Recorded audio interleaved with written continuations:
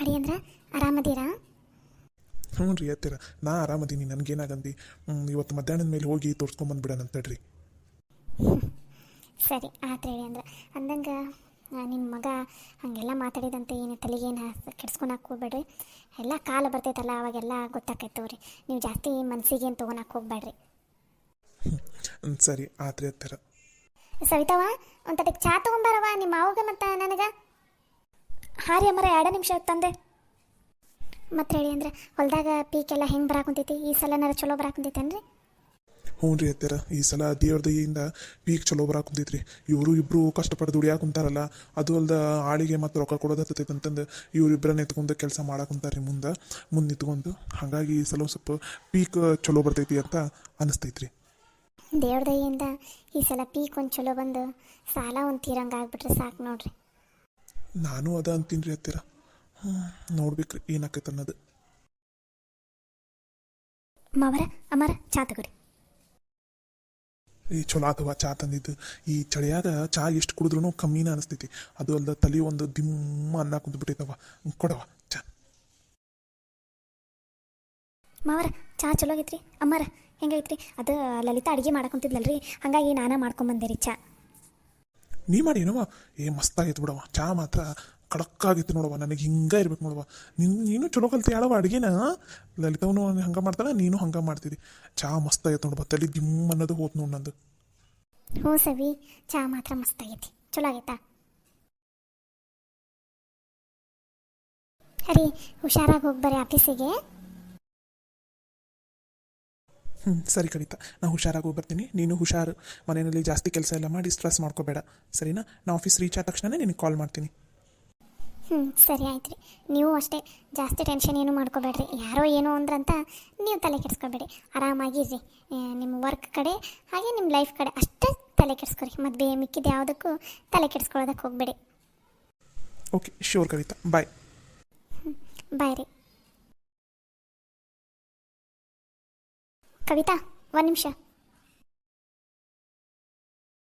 ಏನಜ್ಜಿ? ಕವಿತಾ, ನಿನ್ನ ಹತ್ರ ಒಂದು ವಿಷಯ ಮಾತಾಡ್ಬೇಕಾಗಿತ್ತು. ಆ ವಿಷಯ ನಿನಗೆ ಗೊತ್ತಾಯ್ತು ಅಥವಾ ಇಲ್ಲ ಅನ್ನೋದು ನನಗೆ ಗೊತ್ತಿಲ್ಲ. ಇವಾಗ ನನಗಂತೂ ಗೊತ್ತಾಗೈತಿ, ಅದಕ್ಕೋಸ್ಕರ ನಿಂಗೆ ಹೇಳೋಣ ಅಂತ ಕರೆದೆ. ಏನಜ್ಜಿ ಅದು? ನಿನ್ನ ಗಂಡ ಆಫೀಸ್ಗೆ ಹೊಂಟಾನಲ್ಲ, ಕುಡಿಯೋದು ಕಲ್ತಾನು ನಿನ್ನ ಗಂಡ. ಹೆಂಗಾರ ಮಾಡಿ ಆ ಕುಡಿಯೋದನ್ನು ಬಿಡಿಸು ನೀನು. ನಾವು ಹೇಳಿದಂತೂ ನಮ್ಮ ಮಾತು ಕೇಳಂಗಿಲ್ಲ. ಕೊನೆ ಪಕ್ಷ ನೀನಾರು ಹೇಳಿ ಬಿಡಿಸು. ಕುಡಿಯೋದು ಕಲ್ತಾನ ನಿನ್ನ ಗಂಡ. ಅಯ್ಯೋ ಅಮ್ಮರ, ಅವರೇನು ಲೋ ಕ್ಲಾಸ್ ಜನದ ಜೊತೆ ಎಲ್ಲ ಸೇರಿ ಕುಡಿಯೋದಿಲ್ಲ. ಅವರು ಏನಿದ್ರು ಅವ್ರ ಆಫೀಸಲ್ಲಿ ಇರೋ ಸರ್ ಬಾಸ್ ಎಲ್ಲ ಇರ್ತಾರಲ್ಲ, ಅವರೆಲ್ಲ ಸೇರಿದಾಗ ಸ್ವಲ್ಪ ಡ್ರಿಂಕ್ ಮಾಡ್ತಾರಷ್ಟೇ. ಅದನ್ನು ಬಿಟ್ಟರೆ ಅವರೇನು ಕುಡುಕರಲ್ಲ. ಅಲ್ಲ ಹುಡುಗಿ, ಯಾರ ಜೊತೆ ಸೇರಿ ಕುಡಿದ್ರೇನು ಕುಡ್ತಾನ? ಹೌದಿಲ್ಲದ ಅದೇನು ಬಾಸ್ ಜೊತೆ ಸೇರಿದ ತಕ್ಷಣ ಕುಡ್ತಾ ಏನು ಅಮೃತ ಆಗ್ಬಿಡ್ತೈತನ ಅದು? ಹಂಗಂದ್ರೆ ಕವಿತಾ, ನಿಂಗೆ ಈ ವಿಷಯ ಮುಂಚೆನೇ ಗೊತ್ತಿತ್ತಾ? ಹಾಂ ಗೊತ್ತಿತ್ತು. ಅದರಲ್ಲಿ ಏನು ತಪ್ಪಿದೆ? ಇವಾಗ ದೊಡ್ಡ ದೊಡ್ಡ ಪಾರ್ಟಿಗೆ ಹೋದಾಗ ದೊಡ್ಡ ದೊಡ್ಡ ಜನ ಎಲ್ಲ ಸೇರಿದಾಗ ಕುಡಿಯೋದು ಕಾಮನ್. ಅದರಲ್ಲೇನು ತಪ್ಪಿಲ್ಲ. ಅದಕ್ಕೆ ನಾನು ಅವ್ರಿಗೇನು ಅಂದಿಲ್ಲ. ಅದರಲ್ಲಿ ನೀವೇನು ಏನೋ ನನ್ನ ಗಂಡ ದಿನ ಕುಡ್ಕೊಂಡು ಬಂದು ಇಲ್ಲಿ ಯಾರಿಗಾದರೂ ಅವಮಾನ ಮಾಡ್ತಾನೆ ಅಥವಾ ಹೊಡಿತಾನೆ ಅನ್ನಂಗೆ ಮಾತಾಡ್ತಾ ಇದ್ದೀರಾ?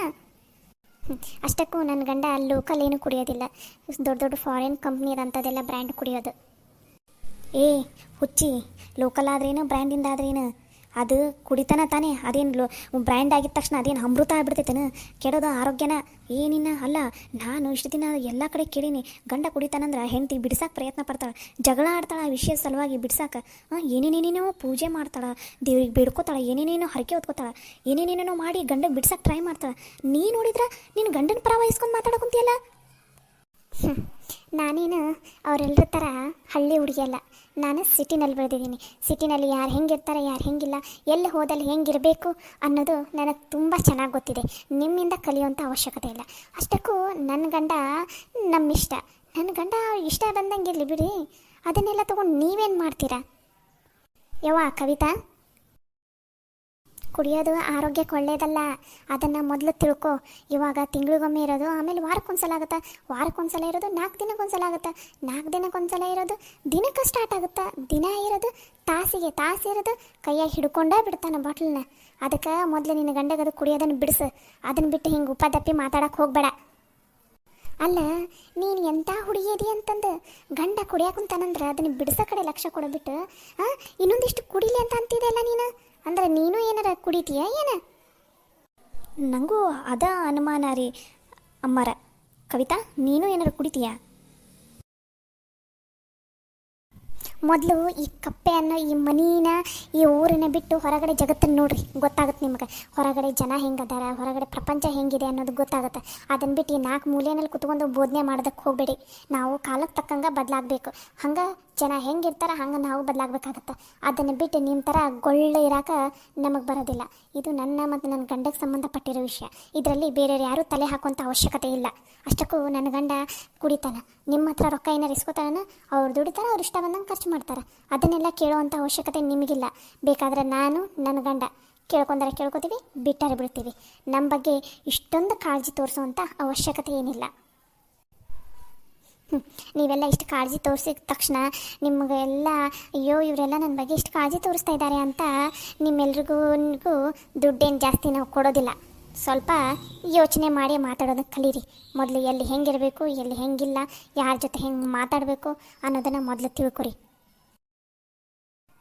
ಯಾರಿಗೆ ಬೇಕಾಗೈತಿ ನಿನ್ನ ರೊಕ್ಕ ನೀನೇ ಇಟ್ಕೋ. ನಿನ್ನ ರೊಕ್ಕಕ್ಕೆ ಯಾರು ಆಸೆ ಪಟ್ಟಾರ? ನೀನು ನಿನ್ನ ಗಂಡ ಏನಾರು ಯಾಕೆ ಹಾಳಾಗೋಗ್ರಿ? ಏನೋ ಅವ ಕುಡಿಯಾಕ ಕುಂತಾನಲ್ಲ, ಈಕೆ ಹೇಳಿದ್ರೆ ಬಿಡಿಸ್ತಾಳೆ ಈಕಿ ಅಂತಂದು ನಾವು ಹೇಳಿದ್ರೆ ವಾಪಸ್ ನಮಗೆ ಮಾತಾಡ್ತಿದ್ದೇನ? ಕುಡ್ಕೊಂಡು ಹೋಗ್ರತ್ತಾಗ. ಆಗ ಅವನೊಬ್ಬನ ಕುಡಿತಾನೆ, ಏನು ನೀನು ಕುಡಿತೀಯ? ಯಾರಿಗೆ ಗೊತ್ತು? ಹೋಗ, ನಿನ್ನ ಜೊತೆ ಮಾತಾಡೋದೇ ವೇಸ್ಟ್. ಹೋಗಿ ನಿನಗೆ ಬುದ್ಧಿವಾದ ಹೇಳಾಕುಂತೀನಲ್ಲ, ನನಗೆ ಬುದ್ಧಿ ಇಲ್ಲ. ಹೆಲೋ, ಎಕ್ಸ್ಕ್ಯೂಸ್ ಮೀ, ನಾನೇನು ನಿಮಗೆ ಬಂದು ನನಗೆ ಬೋಧನೆ ಮಾಡಿರಿ, ನನಗೆ ತಿಳಿಸಿ ಹೇಳ್ರಿ ಅಂತ ನಾನು ನಿಮ್ಮ ಹತ್ರ ಬಂದು ಏನು ಹೇಳಿಲ್ಲ. ನನಗೆ ಗೊತ್ತೈತಿ, ನನಗೆ ಮೆಚುರಿಟಿ ಐತಿ, ಎಲ್ಲಿ ಹೆಂಗಿರಬೇಕು, ಎಲ್ಲಿ ಹೆಂಗೆ ನಡ್ಕೋಬೇಕು, ಯಾರ ಜೊತೆ ಹೆಂಗೆ ಮಾತಾಡಬೇಕು ಅಂತಂದು. ಹಾಗೆ ನನ್ನ ಗಂಡನಿಗೂ ಗೊತ್ತಿದೆ. ನೀವೇನು ಹೇಳಿಕೊಡೋಂಥ ಅವಶ್ಯಕತೆ ಇಲ್ಲ. ನಿಮ್ಮ ಕೆಲಸನ ನೀವು ನೋಡಿಕೊಂಡ್ರೆ ಸಾಕು. ಅಮ್ಮಾರ, ಇರಲಿ ಬಿಡ್ರಿ. ನೀವು ಯಾಕೆ ಹತ್ರ ಏನು ಬೇಕಾದ ಬಯಸ್ಕೋತೀರಿ? ಅವ್ರ ಜೀವನ ಅವ್ರ ಇಷ್ಟ ಬಿಟ್ಟುಬಿಡ್ರಿ. ಅವರು ನಾವು ಹೇಳೋದು ಅವ್ರಿಗೆ ಅರ್ಥ ಆಗೋದಿಲ್ಲ ರೀ. ನಾವು ಅವ್ರು ಒಳ್ಳೇದಕ್ಕೋಸ್ಕರ ನಾವು ಹೇಳ್ತೀವಿ, ಅವ್ರ ದುಡ್ಡಿಗೂ ಮೇಲೆ ನಾವು ಕಣ್ಣು ಹಾಕಿ ಹೇಳಾಕುಂತೀವೇನೋ ಅಂತ ಅವ್ರು ಅನ್ಕೋತಾರೆ. ಎದಕ್ಕೆ ಬೇಕ್ರಿ ಅಮ್ಮಾರ? ಇರಲಿ ಬಿಟ್ಬಿಡ್ರಿ ಇಲ್ಲೇ. ಹತ್ತಿರ ಕೆಸರು ಮೇಲೆ ನಾವು ಒಂದು ಕಲ್ಲು ಹಾಕಿದ್ವಿ ಅಂದ್ರೆ ವಾಪಸ್ ನಮ್ಗೆ ಕೆಸರ ಸಿಡಿಯೋದು. ಹಂಗೆ ಅವರಿಗೆ ಬುದ್ಧಿವಾದ ಇಲ್ಲದೆ ಇರೋರ ಜೊತೆ ನಾವು ಮಾತಾಡೋಕೆ ಹೋಗ್ಬಾರ್ದು ರೀ. ನಾವು ಒಳ್ಳೇದು ಹೇಳಕ್ಕೆ ಹೋದ್ರೆ ಅವರಿಗೆ ಎಲ್ಲನೂ ಕೆಟ್ಟದಂತನೇ ಅನ್ಸುತ್ತೆ. ನಾವೇನು ಮಾತಾಡಬಾರ್ದು. ಕಾಲ ಎಲ್ಲದಕ್ಕೂ ಉತ್ತರ ಕೊಡುತ್ತೆ. ನೀವು ಇವತ್ತು ಒಂದಿನ ಸುಮ್ಮನೆ ಇದ್ಬಿಡ್ರಿ. ಸುಮ್ಮನೆ ಇದ್ಬಿಡ್ರಿ ನೀವು.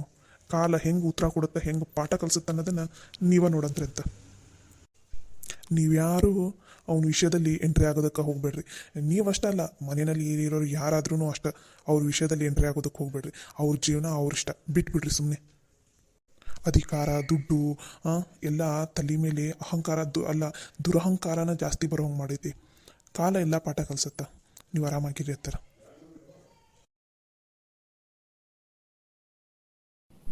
ಅಮ್ಮಾರ, ನೀವೇನೂ ಬೇಜಾರಾಗಬೇಡ್ರಿ, ಎಲ್ಲ ಸರಿ ಹೋಗೈತ್ರಿ.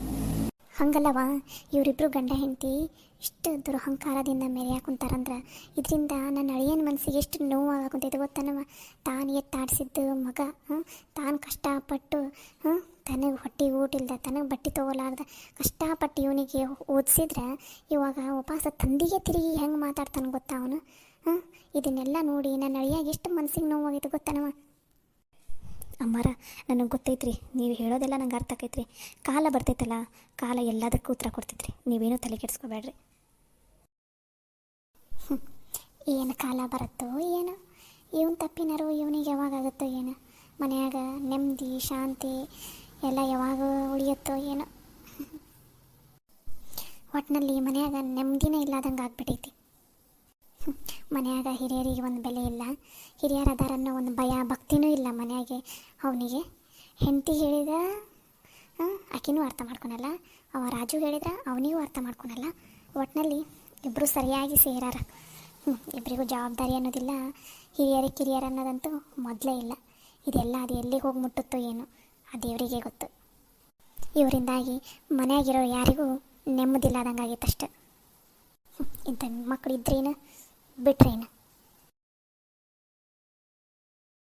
ಅಮ್ಮಾರ, ಮನೆಯಾಗಿರೋ ದೊಡ್ಡವರಿಗೆ, ನಿಮಗೆ ಮಾವರಿಗೆಲ್ಲ ಇಷ್ಟು ಮನಸ್ಸಿಗೆ ನೋವು ಮಾಡಾರಂದಮೇಲೆ ಅದಕ್ಕಿಂತ ಡಬಲ್ ನೋವನ್ನು ಅವ್ರು ಉಣ್ತಾರ. ನೀವೇನೂ ಯೋಚನೆ ಮಾಡಬೇಡ್ರಿ, ಅದು ಸಮೀಪದರಲ್ಲೇ ಐತಿ.